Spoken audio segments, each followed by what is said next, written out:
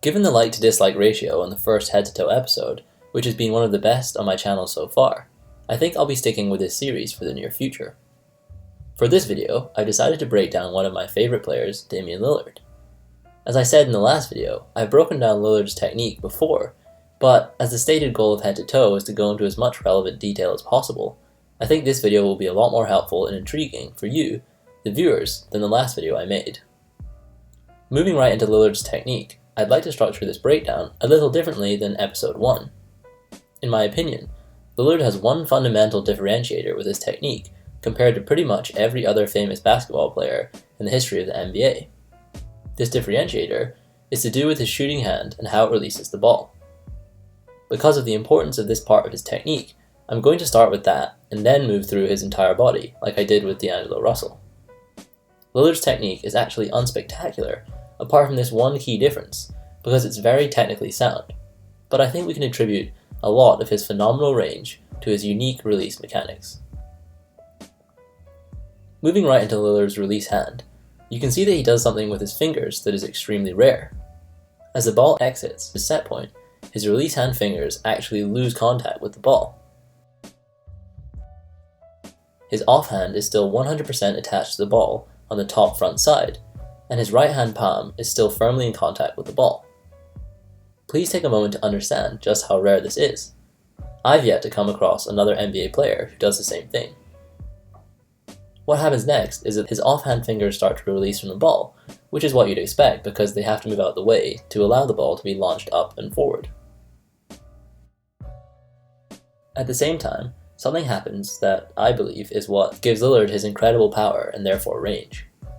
Instead of just having his right hand flick forward to release the ball, like 99.9% of the basketball community, Lillard actually has the ball roll slightly in his hands as his right hand flicks forward.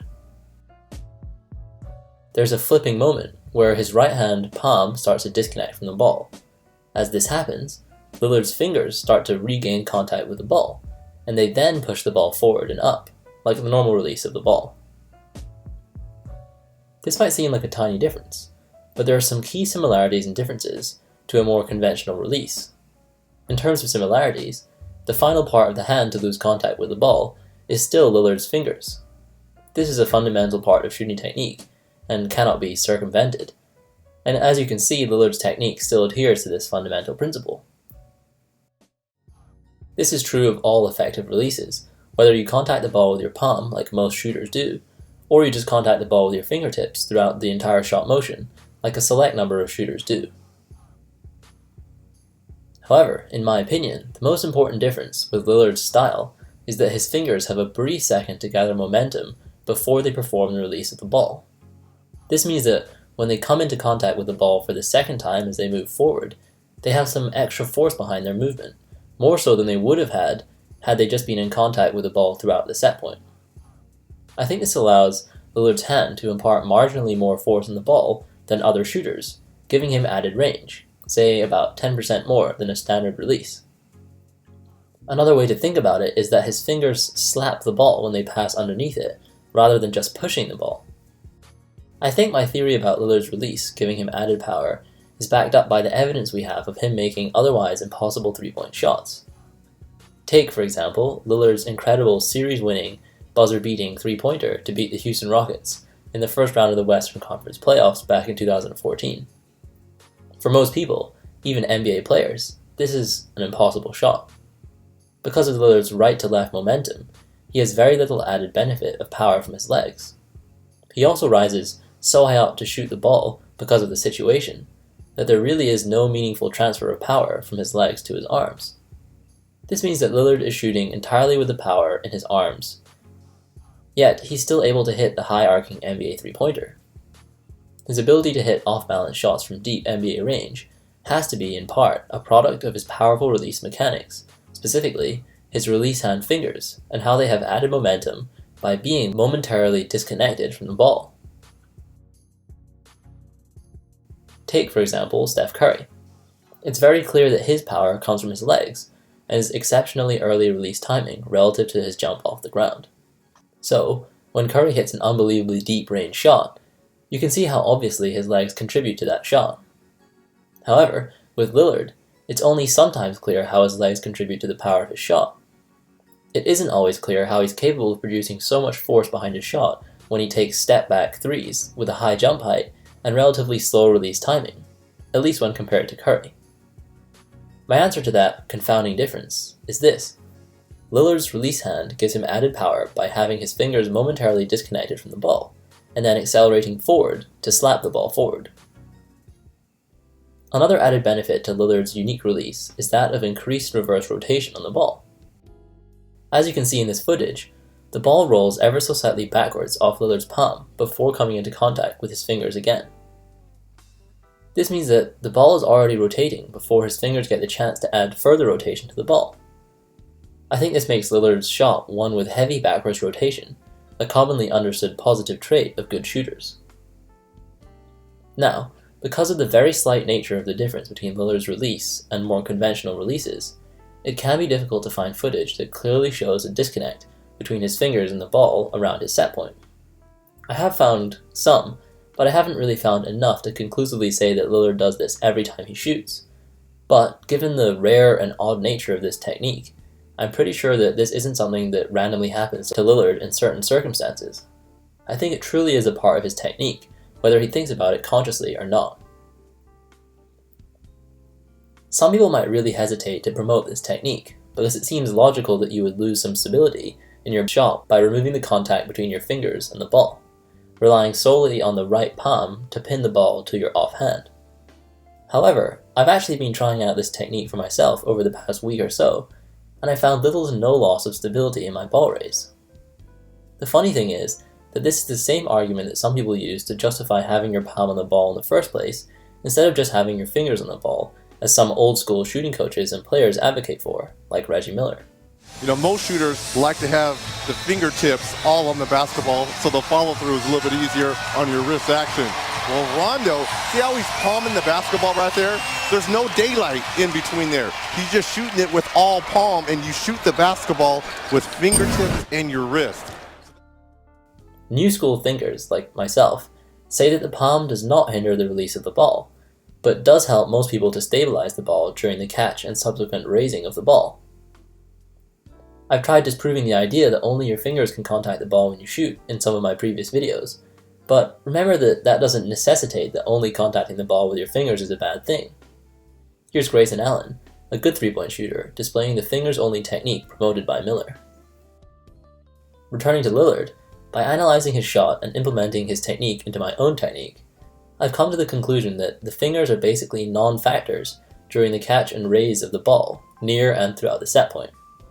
Of course, you need to actually release the ball off your fingertips, preferably your index finger, ring finger, or a combination of the two, but feel free to experiment with just how much of a role your release hand fingers play in the initial parts of the shot.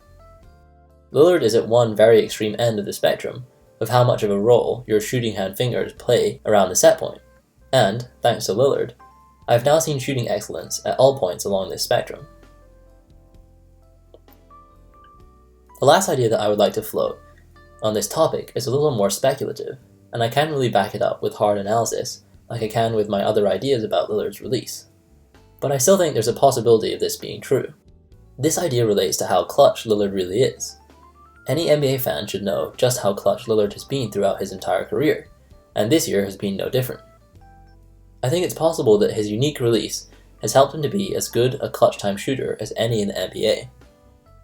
One of the things that I noticed when I was trying out Lillard's technique is that I rarely alligator armed my shot, meaning that I didn't underextend my arm while shooting. This is because by having to slap the ball forward more than usual, I found that my arm extension was more assertive, because if it wasn't, I would miss wildly short. However, because I had to be more assertive with my follow-through than usual, I knew exactly what the feeling that I had to replicate each shot had to be. This forced arm extension could be important in the clutch, as I'll explain now. The more consistently you lock out your elbow when you shoot, the more consistently you will shoot overall. This is because, by locking out your elbow every time you shoot, you ensure that your hand performs the release at the same distance from your body every time you shoot the ball. It also means that you ensure that you release the ball at a consistent time relative to the other moving parts in your body, because your elbow straightening to its locked out position is a natural timer of sorts for your shot. A lack of assertion in your elbow and overall arm lockout is a problem in the clutch, as players who aren't naturally as confident in their shooting tend to be wary of confidently locking out their arm when they shoot, especially with the game on the line. This results in players leaving the ball short, as they don't push the ball with the force they need to when shooting in a normal situation. This results in players leaving the ball short, as they don't push the ball with the same force that they would do when shooting in a normal situation. Returning to Lillard, you might be able to see how his unique release helps him to avoid leaving shots short in the clutch. He really has no choice but to lock out his arm before performing the finger slap portion of his release, because he would airball if he didn't. Again, this idea is a little more speculative than the rest of what I've outlined so far, but I do think that it's plausible. If you're interested, then let me know what you think of it in the comments below. I want to point out that I'm not trying to take away from Lillard's greatness by attributing part of his clutchness to his technique, but I truly believe that it's a possibility, if not a likelihood, based on my own experience with this technique. Finally, on this point, if you're wondering how you might be able to try implementing this technique into your own shot, I have some advice. You have to think to yourself consciously, I will not allow my shooting hand fingers to touch the ball. This should keep your fingers off the ball during the time when they need to be off the ball to replicate Lillard. Obviously, you stop thinking this before you start to flick your hand forward to release the ball, but before then, you can try thinking that to yourself. One of the great things about this technique is that it really requires little to no change in the rest of your technique to try it out. It's just a case of how much your shooting hand fingers touch the ball before you flick and release the ball. And remember that if this doesn't really work for you, then there's absolutely no need to force yourself into adopting it. There are endless excellent shooters who use more conventional release methods, so there's really no evidence that this release technique is necessarily superior. You'd need a significant number of examples to determine if it had a positive effect on average, and I just don't have the necessary data to make that assertion. So far in this video, I've simply sought to explain why it's possible that Lillard is such a good shooter while using this unconventional technique. Now that we've addressed the key technique that Lillard exhibits, I'd like to go over the rest of his technique in a more conventional manner, moving from his feet up to his release, which I've already delved into a little. As I hinted earlier in the video, the rest of Lillard's technique is pretty boring in its excellency, but I still think it's worth reaffirming the various positive aspects of his technique, not least as more evidence for the general shooting technique fundamentals that I promote, such as early release timing. Starting with Lillard's feet and stance, he has a fairly standard base to his shot. His feet are a little wider than shoulder width apart, but as I outlined in my previous video, the width of his stance and the placement of his feet are liable to change depending on the in-game situation he finds himself in, especially after pulling off an aggressive move to create space. While wide open though, Lillard does maintain a consistent width to his stance. Lillard's feet also reveal something about the forces acting on his shot. As you can see, his left heel starts to lift off the ground before his right heel, and his left heel ends up at a higher point off the ground than his right heel before they both push off the ground during the explosive stage of his shot. The angle of his feet relative to the ground suggests to me that Lillard's left foot is more primed to push off the ground in a forward direction, and his right foot is more primed to push off the ground in a vertical direction. This is confirmed when we see how his left leg floats forward more towards the basket than his right leg does, at least in this wide open shooting situation. It also makes sense when considering the natural cross alignment that results when a player turns when they shoot. Because Lillard is a right-handed shooter, he turns toward the left side of the basket to reduce potential strain on his shoulder. Different people need different amounts of turn depending on their biomechanics. This is one of the main reasons why it's very difficult to exactly replicate another person's mechanics successfully. Because there's no guarantee that your shoulder needs the same amount of turn as another person's shoulder. Returning to Lillard, because he is turned, his legs form a slight cross alignment, meaning that his left leg is in a better position than his right leg to push forward to aid his right shoulder and arm in pushing the ball towards the rim. This isn't really a point of contention, but it is interesting to note that a player's legs might be contributing to the shot in different ways, depending on the amount of turn that they exhibit. Returning to the idea of balance and stance, Lillard is a player who displays large amounts of movement while in mid-air. This is especially true when Lillard pulls off a move towards his right, such as a step back towards the diagonal rear right side. When Lillard does this, you can see that his natural turn has flipped entirely, and his left foot is further forward in space than his right foot relative to the basket. This is because Lillard jabs with his left foot while taking his final power dribble before creating space with a large step with his right foot. His left leg then follows the right, and Lillard pushes off the ground into the shot. As Lillard starts to explode into the shot, his body also starts to twist, and you can see how his shoulders lead the way in terms of realigning Lillard to point to the left of the basket. While in midair, his legs start really catching up to his shoulders in this twisting realignment. The timing of these various movements ends with Lillard starting to perform the release as his right leg begins to kick forward. Lillard has a large leg kick, something that many of the smaller guards exhibit when pulling off fadeaways. The reason for this kick is one of counterbalance. Because Lillard is moving back, he must have a leg there ready for him to land on, unless he wants to fall onto his back. This is why his left leg stays pointing down, in a position ready to absorb the impact of Lillard's fall.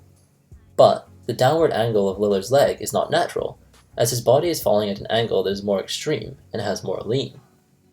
The unnatural placement of his left leg is the reason for the swing in his right leg, as there must be a counter movement against which Lillard moves his left leg in order to remain balanced. This is why you can see his legs split apart at the same time, which suggests that their movements are related to each other. Different players exhibit different amounts of shooting side leg kick when they shoot fadeaways, but it's always more pronounced when they shoot a step back fadeaway to the right side. I think this is a reflection of the more extreme sideways and rotational forces that a player's body experiences when shooting a shot like this. Referring to a point that I made in my last video, this large amount of lower body movement reflects the general principle that the legs perform one central function, which is one of stability, to allow the upper body to perform a more consistent motion.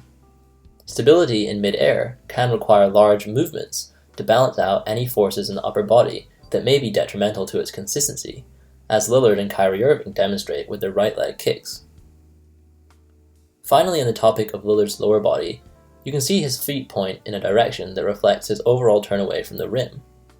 Similar to D'Angelo Russell, who I covered in my last breakdown, Lillard's knees bend somewhat inwards when he loads power. This can vary from shot to shot, but his feet rarely point outwards, and therefore his knees rarely bend outwards. His knees rarely bend outside a perpendicular space below his shoulders. Lillard's feet, and lower body more broadly, really do reflect the growing norm in great shooters, with a near shoulder width stance, inward to forward knee bend, and most importantly, early release timing relative to his jump off the ground.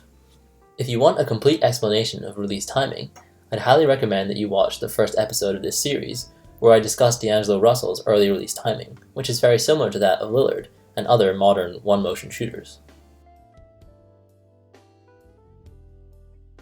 For this section of the breakdown, I'm really going to focus on Lillard's arms. Starting with his right arm, you can see that his forearm forms an angle that is not perpendicular to the ground as the ball reaches his set point. His elbow is clearly further out to the right than his wrist and hand, and because of this, his right hand contacts the ball at a point that is not directly underneath it. Lillard's right elbow is off to the right, because his upper arm forms an angle that points towards the right of the basket.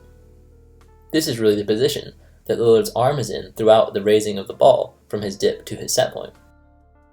All of these things would suggest that Lillard can't be a consistently straight shooter, as his arm is particularly unaligned with the rim. However, in what has to be one of the most important periods of the jump shot, namely the period between the set point and the release point, Lillard's arm moves into a more aligned position, allowing his right hand to perform the release in a straight angle towards the rim. As you can see, Lillard's elbow becomes aligned in a vertical plane with his right shoulder, wrist, and the rim itself, right at the moment of release.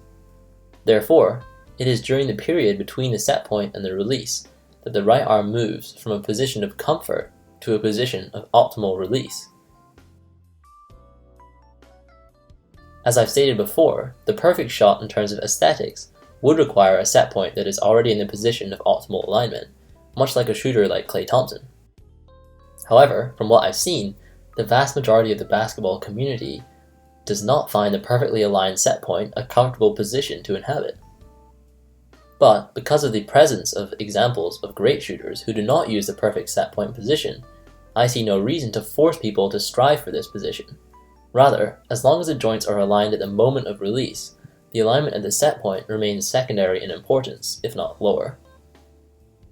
Interestingly, while Lillard does not have perfectly aligned joints throughout his shot, he does not utilize an offhand thumb flick, like many of his non-aligned peers do. As you can see here, his left hand separates from the ball before the right hand really starts to explode forward. His left hand thumb remains locked in place, and therefore it has no impact on the release of the ball. This is a more traditional usage of the offhand, as a guide hand that plays no role in the release itself. For me, Lillard is just more proof that an interfering offhand does not necessarily make you a bad or good shooter. Rather, its presence is just a natural part of some people's jump shots, and can be used or not used successfully, as Lillard demonstrates. Staying with Lillard's offhand, his placement of this hand on the ball is also revealed. His middle knuckles are placed directly opposite the center of his shooting hand palm when he's holding onto the ball. This means that a significant part of his offhand is in front of the ball before he goes to release it. This suggests to me that the traditional, quote-unquote, ideal placement of the offhand on the side of the ball is not necessarily superior. In fact, Lillard and many other players with smaller hands relative to the entire NBA use an offhand placement that is closer to being opposite their shooting hand. The further apart your hands are placed on the ball, the greater the control over the ball you will have during the raising of the ball to the set point. If you have huge hands, say like Kobe Bryant, you can place your hands closer together and still have enough grip on the ball to not experience any adverse effects during the catching and raising of the ball. However, the smaller your hands, the harder it will be to grip the ball, and therefore it makes sense to have your hands placed as far apart on the ball as necessary to maintain a good grip, even if this placement defies old school technique norms, which call for your hand to be on the side of the ball. The final topic of this video is going to be Lillard's hand and fingers after the release of the ball, and what this reveals about how he is releasing the ball. As you can see, Lillard's shooting hand flicks slightly towards the outside of his body rather than directly towards the rim. This direction is reflected by his individual fingers themselves, and you can see that Lillard's index and middle fingers end up pointing significantly more downward than his outer fingers, his ring and pinky fingers. This reveals that Lillard's index and middle fingers are imparting far more force on the ball than his other fingers, which makes sense, as the ideal release fingers are the index and middle fingers. If the pinky and ring fingers were ending up in a more downward position than the index and middle fingers, this would be a cause for concern, as those fingers are not the superior release fingers based on the anatomical structure of the hand. My favorite analogy here is that of throwing a football. When you throw a football, you want to put a large amount of side spin on the ball. That's why you flick your hand and fingers inwards when you release a football. However, with a basketball, you want as little side spin as possible, so logically, you would want your hand and fingers doing the opposite, pointing more outwards. For the vast majority of people, I think that a forward or slightly outward hand release angle aids directional consistency when shooting a basketball, and Lillard is a perfect example of this. That brings us to the end of episode 2 of Head2Toe. If you enjoyed this episode, then feel free to give the video a like below. On another note, if you want to support what I do, then you should follow my Instagram page, which I've linked in the description box below. I don't ask for your money in return for giving out all this advice. Rather, I only ask that you help me spread the word of fundamentally logical shooting technique, and I'd really appreciate it if you help me to increase my profile in the world of basketball by following and engaging with my work. Congratulations on making it through the entire video, and as always, thanks for watching.